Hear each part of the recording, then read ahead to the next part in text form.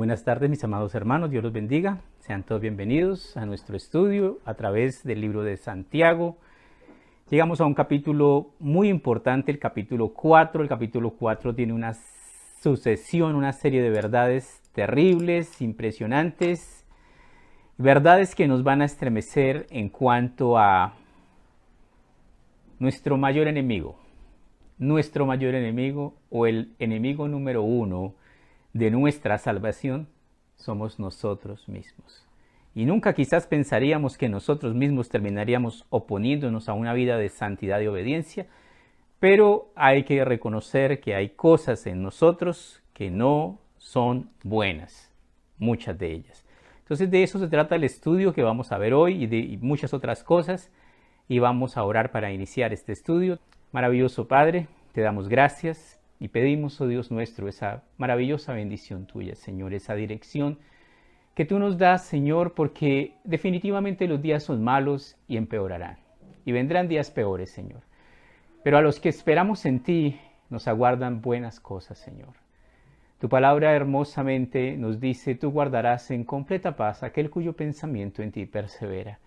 Y te pedimos, precioso Dios, que nos des esa fe triunfante, Señor, para que perseveremos cada día en buscarte, en conocerte, en entenderte, en llevar, Señor, día tras día esa obediencia para que, siendo puestos a prueba, seamos aprobados. Bendícenos, precioso Señor, ayúdanos, Padre Celestial, a, como se dice coloquialmente, a no hacerle morcillas al diablo, sino por el contrario, a vivir una vida sincera, a limpia conciencia, plenamente vivida, limpia y clara delante de ti, para obtener el fin de nuestra fe, que es la salvación de nuestra alma. Te pedimos, Padre Celestial, que nos ayudes a vivir sobria, justa y piadosamente. Que entendamos, Señor, que estamos siendo observados, tú nos ves para premiarnos, para ayudarnos, para socorrernos, pero también tú nos ves para reprendernos, para castigarnos. Y tú ves al mundo entero para condenar al impío, Señor. Pedimos misericordia, precioso Dios, imploramos, Señor, tu favor. En tus manos, Padre nuestro, colocamos toda necesidad, toda situación por la que atravesamos, ponemos en tus manos la vida de Luis Portela, Señor, porque tiene una operación de su rodilla. Oramos, Señor, por la vida de Daniel Hernández, Padre Santo, rogándote, Padre Celestial, por ese tumor que él tiene, Padre Santo, por la operación, por lo que los médicos se reúnen para decidir si le van a operar o no. Precioso Dios, obra en bien todas las cosas y concédenos, Señor, lo que pedimos, Señor, sanidad, bendición, gracia. Colocamos también en tus manos la vida de Óscar Herrera, Padre Celestial, por su recuperación de su cirugía, para que pueda comer, para que pueda estar bien, Señor, para que sea grandemente bendecido, para que tu divina gracia, Señor, lo guarde, lo proteja, lo bendiga y lo cambie, Señor, transformándolo día a día en un hijo de Dios que te honre, que te ame, que te sirva. Ponemos en tus manos, precioso Padre, nuestra vida y te agradecemos por todas las cosas que haces, Señor, día a día por nosotros. Gracias, Padre Celestial, por protegernos. Seguimos orando contra esta pandemia de coronavirus. Seguimos rogándote, oh precioso Dios, que nos protejas. Seguimos orando por médicos, enfermeras, por el personal de administración, por la gente que está en contacto, Señor, y porque uno nunca sabe también dónde puede estar en riesgo, precioso Dios. Protégelos, Señor, protégenos. Ponemos en tus manos a nuestro hermano Roger, a nuestra hermana Tania, Padre Celestial, a todas aquellas personas que laboran en esa primera línea de médicos y te pedimos tu bendición sobre ellos, precioso Dios. Trae, Señor, tu Espíritu, protégenos, porque sabemos, Padre Santo, que maravillosamente dice tu palabra, que ni la hoja de un árbol se cae, sino es por tu poder. Tú nos guardas, nos amas, y tú velas por nosotros, como el que cuida a la niña de sus ojos. Gracias te damos, preciosísimo Señor, en el nombre de Cristo Jesús, nuestro amado Salvador. Amén.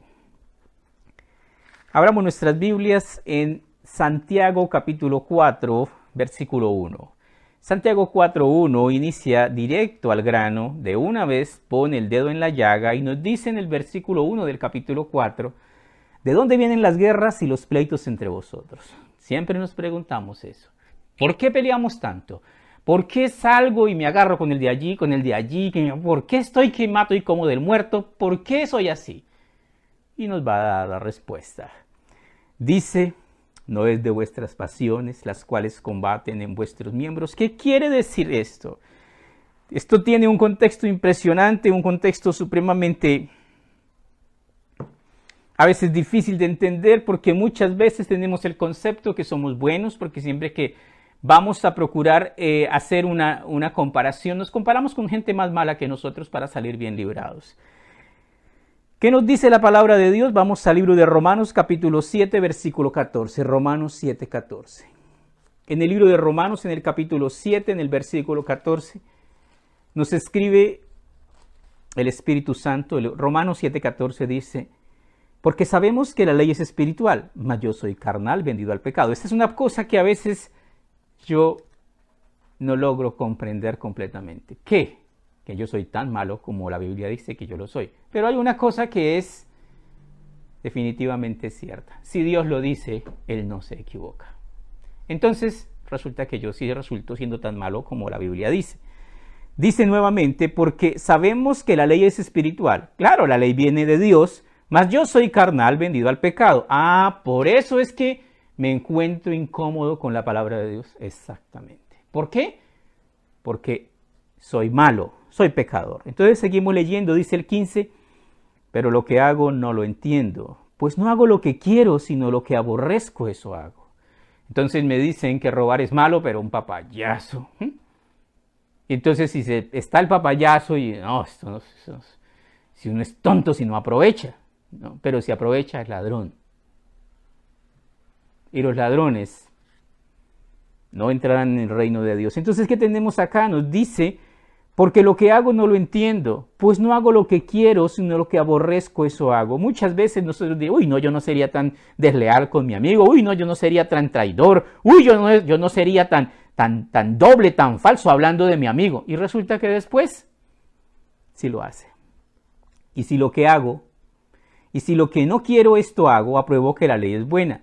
De manera que ya no soy yo quien hace aquello, sino el pecado que mora en mí. Y esta es una realidad que desafortunadamente nos cuesta bastante comprenderla, porque el pecado enceguece. La herencia que nos dan nuestros padres, tengan o no tengan plata, tengan o no tengan cualquier, es pecado. Todos nacemos con una herencia desde que nacemos y es el pecado. En Adán todos heredamos pecado y por ello condenación y muerte, pero en Cristo heredamos vida y vida eterna.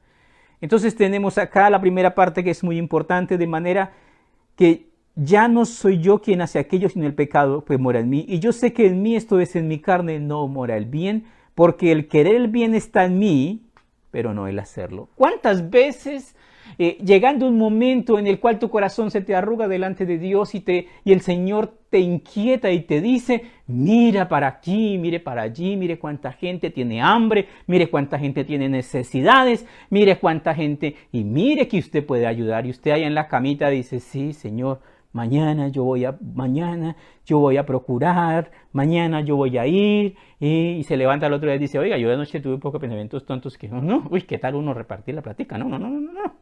Exacto. Entonces, ¿qué es lo que dice? Dice, porque no hago el bien que quiero, sino el mal que no quiero, eso hago. ¿Por qué? Porque somos malos. El primer enemigo en tu vida de santidad y de obediencia a Dios eres tú mismo. Porque la vida de santidad y de obediencia a Dios no le gusta a este cuerpo pecaminoso y carnal. Entonces nos sigue diciendo, porque no hago el bien que quiero, sino el mal que no quiero, eso hago. Y si hago lo que no quiero, ya no lo hago yo, sino el pecado que mora en mí. Así que queriendo yo hacer el bien, hallo esta ley, que el pecado está en mí. ¿Qué quiere decir? La ley es la ley. ¿Qué quiere decir? Todos somos pecadores. ¿Y qué significa eso? Significa que la paga del pecado es la muerte. Entonces quiere decir que todos merecemos la muerte. Y eso es exactamente lo que quiere decir la palabra de Dios.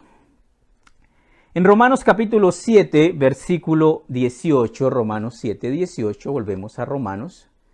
En Romanos 7, 18, Romanos, nos dice de manera muy puntual el apóstol Pablo, Romanos 7, 18, nos dice lo siguiente. Y yo sé, el apóstol Pablo, que es una eminencia de hombre consagrado y dedicado al Señor, un hombre que tuvo naufragios, que estuvo en cárceles, que fue azotado, que mejor dicho, que no hizo por Cristo Jesús, dice, y yo sé que en mí, esto es en mi carne, no muere el bien, porque el querer el bien está en mí, pero no el hacerlo. Romanos 7, 18.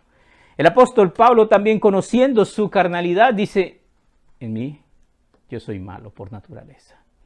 ¿Y qué debemos hacer con nuestra naturaleza caída? Debemos presentársela al Señor para que nos cambie, para que seamos regenerados, para que seamos transformados a la imagen de Cristo. Entonces volvemos a Santiago capítulo 4, dice, ¿de dónde vienen las guerras y los pleitos entre vosotros? ¿Y cuál es la respuesta? De nuestra carnalidad. ¿Por qué peleamos tanto? Porque somos carnales. ¿Por qué a toda hora estamos que nos agarramos con todo el mundo? Porque somos carnales. ¿Por qué soy carnal? Porque no estoy obedeciendo al Señor. Cuando la carne reina, el espíritu disminuye, decrece. Cuando el espíritu reina, la carne disminuye. Estamos viendo acá una vida gobernada por la carne. No es de vuestras pasiones las cuales combaten en vuestros miembros. ¿Qué significa eso? Que a veces somos muy apasionados, somos muy emotivos, somos supremamente emocionalistas. ¿Y eso está bien? Yo soy así me hizo Dios, eso viene de una herencia genética. Sí, eso es cierto. Pero Dios nos ha dado dominio propio. Y el Señor quiere que sujetemos todas las cosas a la obediencia a Cristo Jesús. Versículo 2. Codiciáis y no tenéis. Matáis y ardéis de envidia y no podéis alcanzar. Combatís y lucháis, pero no tenéis lo que deseáis porque no pedís. Ahora, ¿qué es lo que pasa acá? ¿Qué es lo que dice esto? Esto parece el comportamiento de un impío. Y es el comportamiento de muchos cristianos. Pero ¿qué es lo que estamos viendo? Codiciáis. ¿Qué es la codicia? La codicia es el deseo que invade el corazón del hombre, en el cual nunca se sacia. Siempre quiere ¿qué? Más, más y más. Dice entonces otra vez, codiciáis y no tenéis. Matáis y ardéis de envidia. ¿Qué significa esto? Que muchas veces buscamos la manera de conseguir el dinero de cualquier forma y llega y parece agua entre los dedos. Se fue, se acabó, se perdió. Sí, codiciáis y no tenéis. Matáis y ardéis de envidia. Y no podéis alcanzar, combatís y lucháis, pero no tenéis lo que deseáis porque no pedís. ¿Qué quiere decir esto? Si Jehová no edifica la casa, en vano trabajan los edificadores. Quiere decir que cuando Dios nos bendice, las bendiciones de Dios se quedan. Pero las bendiciones del diablo se van como el humo, desaparecen como nada. Y muchas veces nosotros no sabemos o no queremos saber qué estamos haciendo. Dice, codiciáis y no tenéis, matáis y ardéis de envidia y no podéis alcanzar, combatís y lucháis, pero no tenéis lo que deseáis porque no pedís. ¿Qué es lo que Cristo nos está diciendo? Que un hijo de Dios, que vive como un hijo de Dios, que cumple con sus obligaciones como hijo de Dios, puede pedir como pide un hijo a su padre. Y es lo que está diciéndonos acá. El poder de la oración es maravilloso. Dios es el dueño de todo y Él pone reyes y quita reyes. En Mateo capítulo 7, versículo 7, San Mateo capítulo 7, versículo 7. San Mateo 7, 7.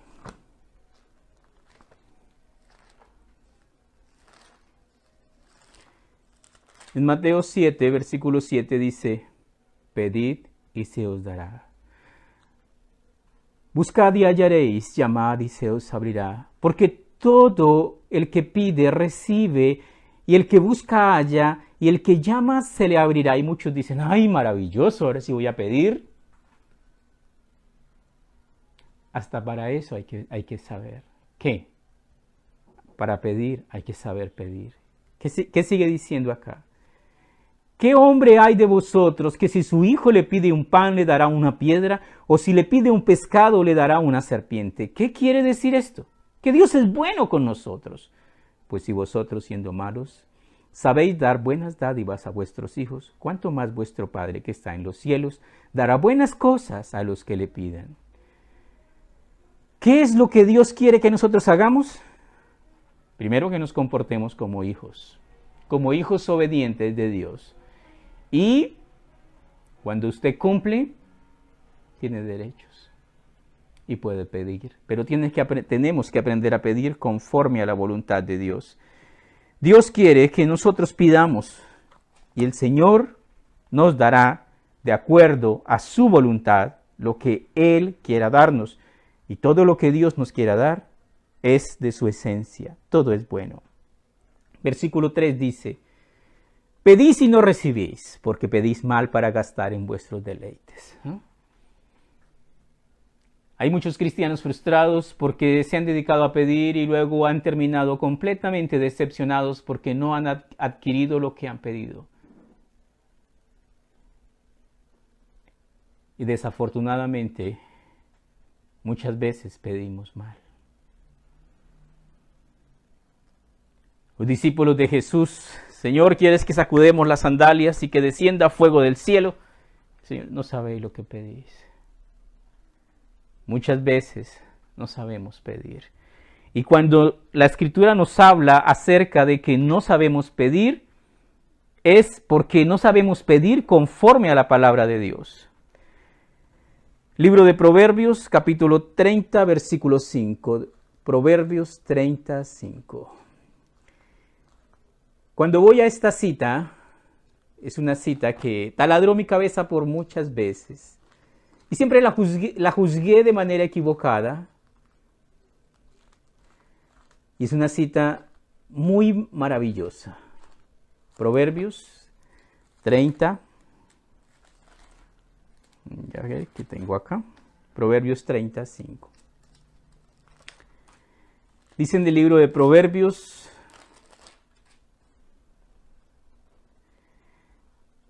en el capítulo 30, en el versículo 5, toda la palabra de Dios es limpia. Y yo siempre que leí esta cita, la que vamos a leer más adelantito, dije, oiga, porque este hombre es muy corto de visión. Este hombre es una persona que no piensa en un mañana, porque en un mañana uno puede padecer necesidades. Porque lo que este hombre pide es mal, es incorrecto. Y luego de cumplir mis primeros 50 añitos, encontré que este hombre que hace esta oración es un hombre totalmente sabio. Toda la palabra de Dios es limpia, Él es escudo a los que en Él esperan. No añadas a su palabra para que no te reprenda y seas hallado mentiroso. Aquí viene la petición, lo que les estaba diciendo. 2 cosas te he demandado o te he pedido. No me las niegues antes que muera. Y vamos a encontrar acá, en esta petición, en estas 2 peticiones, un raudal de sabiduría.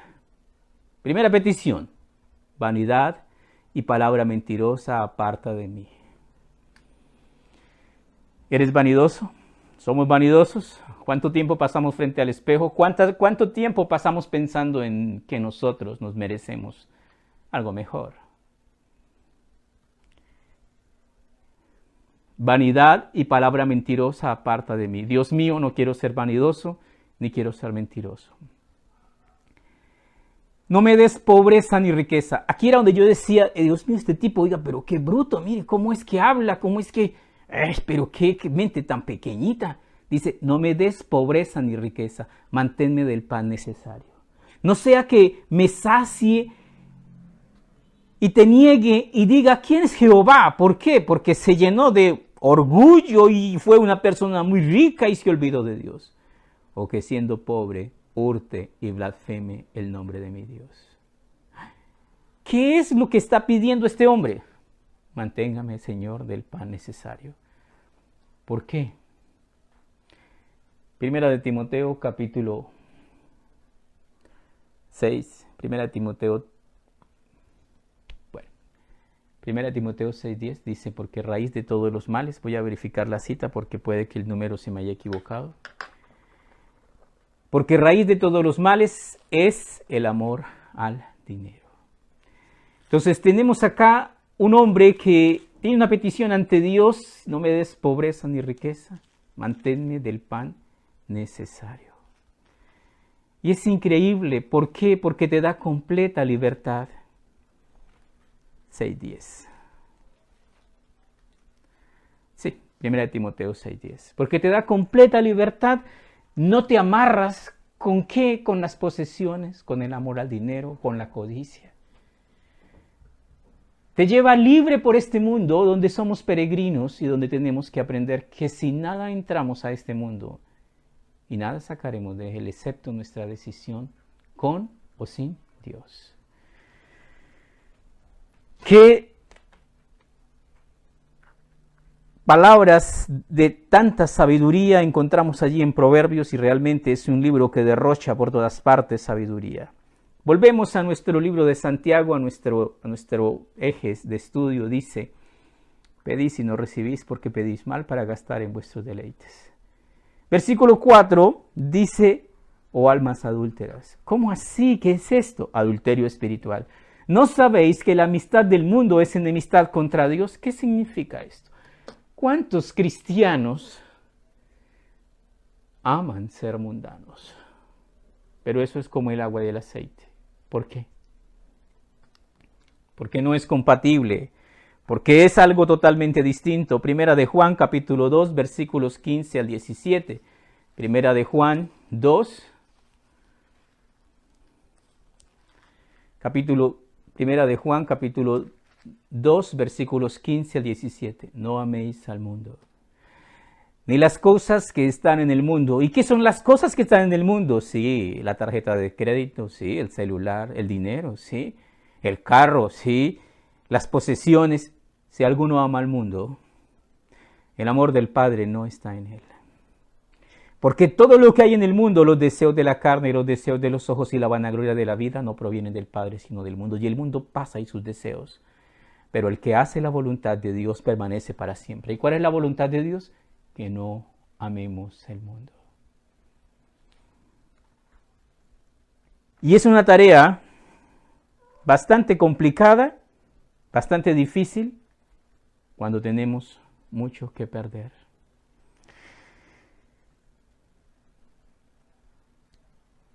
Vamos ahora al Evangelio según San Marcos, capítulo 12, versículo 28, Marcos 12, 28. Y vamos a encontrar por qué habla Dios acerca de lo que estamos hablando. Marcos 12, 28.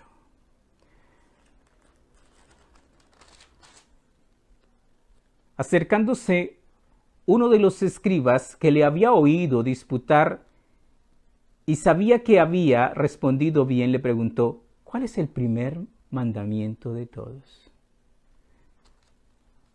Jesús le respondió, el primer mandamiento de todos es, oye Israel, el Señor nuestro Dios, el Señor uno es. Y amarás al Señor tu Dios con todo tu corazón, con toda tu alma, y con toda tu mente y con todas tus fuerzas. Este es el principal mandamiento. Entonces, ¿qué tenemos acá? Si alguno ama al mundo, el amor del Padre no está en él. Si amamos al mundo, no podéis servir a dos señores. No amamos a Cristo, pero si amamos a Cristo, no amamos el mundo. ¿Qué es lo que el Señor quiere que amemos? ¿Con qué? Vuelvo a leerlo. Amarás al Señor tu Dios con todo tu corazón, con toda tu alma, con toda tu mente y con todas tus fuerzas. Ese es el primer mandamiento. Y si en el primer mandamiento me rajo, ¿qué estoy esperando yo? ¿Cómo voy a ser calificado si no cumplo ni siquiera el primero? Entonces, hay que resetear las cosas y hay que empezar a hacer las cosas bien. Volvemos a Santiago capítulo 4, versículo 5. Voy a leer la segunda parte del versículo 4 que no lo leí. Bueno, la primera dice: oh almas adúlteras, ¿no sabéis que la amistad del mundo es enemistad contra Dios? Cualquiera pues que quiera ser amigo del mundo, se constituye enemigo de Dios. ¿Cuántas veces te has congraciado con cosas que el mundo hace y que el cristiano genuino y verdadero no debía hacer? Cuando la sal pierde su sabor, cuando la luz se vuelve tinieblas. ¿Qué pasa cuando la luz se vuelve tinieblas? Dejó de ser luz. ¿Y se volvió qué? Tinieblas. Cuando la sal pierde su sabor, ¿para qué sirve? Para nada. Tenemos que preservar nuestra identidad como verdaderos cristianos que se basa en la obediencia a la palabra de Dios. Versículo 5, ¿o pensáis que la Escritura dice en vano? El Espíritu que Él ha hecho morar en nosotros nos anhela celosamente. ¿Qué quiere decir esto? Dios es un Dios fiel y quiere que sus hijos, nosotros, aprendamos a ser fieles. Al Señor tu Dios adorarás y solo a Él servirás. Fidelidad a nuestro Dios. Dios quiere que nosotros aprendamos a vivir una vida conforme a sus mandamientos. El versículo 5 dice: pero Él da mayor gracia, por esto dice: Dios resiste a los soberbios y da gracia a los humildes. La palabra resistir significa soportar, aguantar, ponerlos a esperar. ¿Para qué? Para el día del juicio. Se refiere concretamente que Dios condena a los soberbios y salva a los humildes. ¿Qué quiere decir esto? ¿Qué tengo que aprender a ser? Humilde. ¿Qué es una persona humilde? Es una persona que sabe reconocer lo poca cosa que es.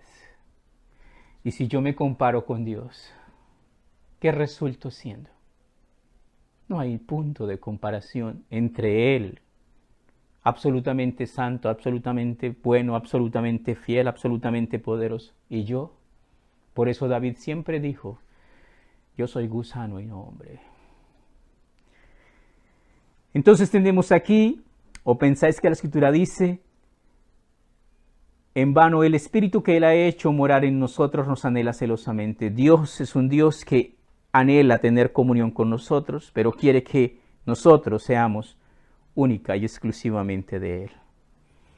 Pero Él da mayor gracia, por esto dice: Dios resiste a los soberbios y da gracia a los humildes. El verso 7 es impresionantemente maravilloso.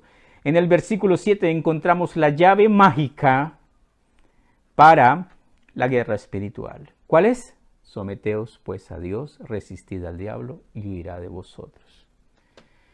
Muchos cristianos y muchos pastores y muchos líderes religiosos han encontrado en el ministerio otro ministerio, el ministerio de la guerra espiritual. No existe. La Biblia nunca llama eso como un ministerio. Jesucristo salía a predicar y encontraba endemoniados y reprendía al demonio y el endemoniado quedaba liberado. Pero ese no es el ministerio. El ministerio es ir por todo el mundo y predicar el Evangelio. Somos llamados a hablar de Cristo, no a perifonear el nombre de Satanás. Entonces, ¿qué nos dice acá? Someteos pues a Dios, resistid al diablo y huirá de vosotros. Acercaos a Dios y Él se acercará a vosotros. Pecadores, limpiad las manos, y vosotros los de doble ánimo, purificad vuestros corazones. Qué verdades, cuánto amor, cuánta gracia. Dice el versículo 8, acercaos a Dios y Él se acercará a vosotros. Dios está esperando que nosotros demos nuestro paso. Él ya dio el primero. ¿Cuál? Su Hijo Jesús. Vino, murió por nosotros. Si nosotros queremos, Dios ya manifestó que Él quiere salvarnos. Y luego nos dice cómo se obtiene la salvación: afligíos y lamentad. Llorad, vuestra risa se convierta en lloro y vuestro gozo en tristeza. Humillaos delante del Señor y Él os exaltará. ¿Qué es todo esto que el Señor nos dice? Nos dice claramente cómo debemos buscar a Dios. Libro de Jeremías, capítulo 29. Jeremías 29.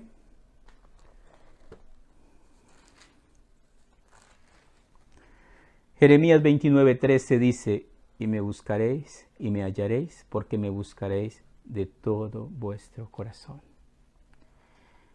Y cuando nosotros de verdad hablamos con el corazón, cuando hablamos sinceramente con el corazón, casi siempre lloramos. Y eso es lo que el Señor quiere. ¿Qué quiere? Dame, hijo mío, tu corazón y miren tus ojos por mis caminos. Entonces a eso es lo que el Señor nos está llamando acá. Llegamos a otra parte que es una parte muy importante acerca del pecado de juzgar a nuestros hermanos. ¿Por qué? Porque cómo nos gusta hacer lo que no se nos ha mandado hacer, y lo que se nos ha mandado hacer lo dejamos sin hacer. Versículo 11, hermanos, no murmuréis los unos de los otros. El que murmura del hermano y juzga a su hermano, murmura de la ley y juzga a la ley. Pero si tú juzgas a la ley, no eres hacedor de la ley, sino juez. ¿Qué es lo que pasa? ¿Has caído alguna vez en el pecado de murmuración? Ay, es que fulanito, ay, es que Dios mío, es que, uy, no, es que definitivamente. ¿Sí? Dios es el juez de todas las almas y de todos los hombres. Y Él juzga. Y nosotros no hemos sido llamados a juzgar a nadie. ¿Por qué? Porque somos humanos, porque cometemos los mismos errores, porque no somos jueces, sino somos siervos. Uno solo es el dador de la ley, Dios, que puede salvar y perder, pero tú, ¿quién eres para juzgar a otro? ¿Qué quiere decir eso? No nos corresponde a nosotros juzgar a nadie. A nadie.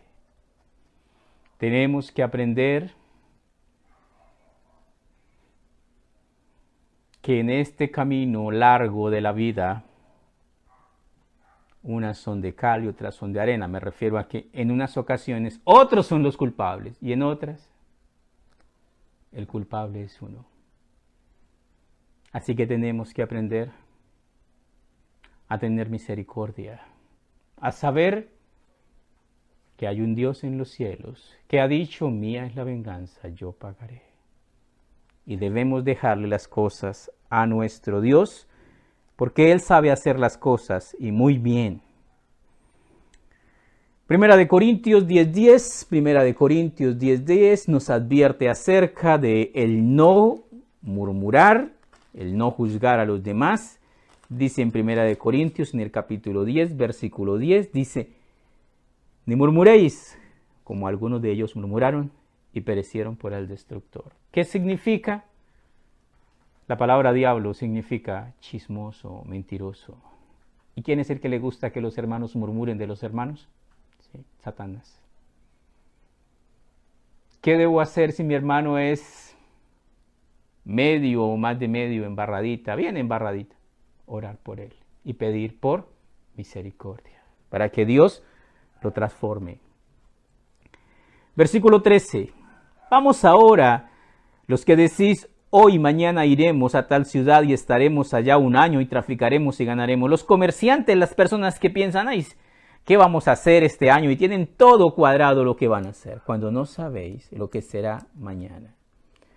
Porque, ¿qué es vuestra vida? Ciertamente es neblina que se aparece por un poco de tiempo y luego se desvanece. ¿Qué quiere decir esto? Que muchas veces somos muy osados, pensando y cuadrando. ¿Quién se iba a imaginar que nos iba a agarrar el coronavirus? ¿Quién se iba a imaginar que esto iba a llegar? ¿Quién iba a imaginarse que esto iba a voltearnos el mundo patas arriba?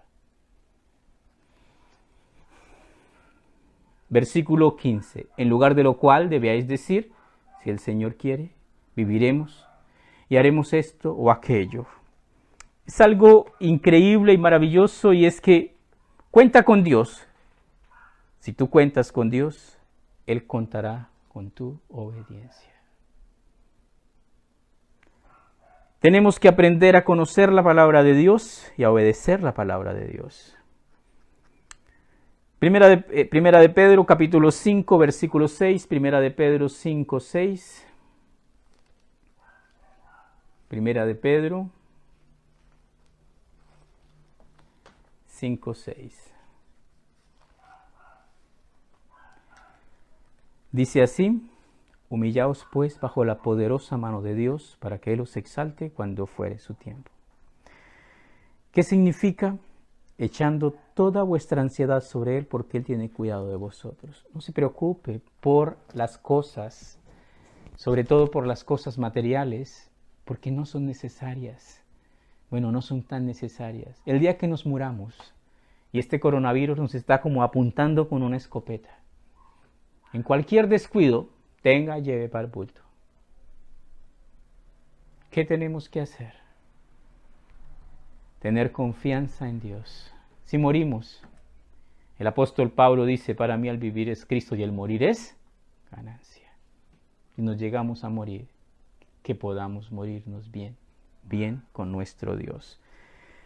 Humillaos bajo la poderosa mano de Dios, para que Él los exalte cuando fuere su tiempo, y el propósito de Dios es siempre bendecirnos. Porque yo sé los pensamientos que tengo acerca de vosotros, pensamientos de bien, no de mal, para daros el fin que esperáis. El anhelo de Dios es bendecirnos, pero si nosotros continuamos caminando en desobediencia, la paga del pecado es la muerte. Vamos a orar. Maravilloso Padre, te damos gracias por tu palabra preciosa, porque nos hablas provechosamente y nos enseñas tu voluntad, nos muestras, Señor, cómo debe vivir un verdadero hijo de Dios. Guíanos en el camino de tus mandamientos y llénanos, Señor, del poder hacer tu voluntad, de encontrar alegría y gozo en el obedecer tu palabra, de encontrar esa plenitud de gozo que hay en ti, Señor. Bendícenos. Gracias te damos, Padre Celestial, porque tú nos das la vida, porque tú nos das 1001 oportunidades para encontrarte, para seguirte, para comprender, Señor, tus mandamientos. Permite, Padre Celestial, que nuestro corazón rebose de gratitud por ti, Señor, porque todo lo que tenemos, tú nos lo has dado, Señor.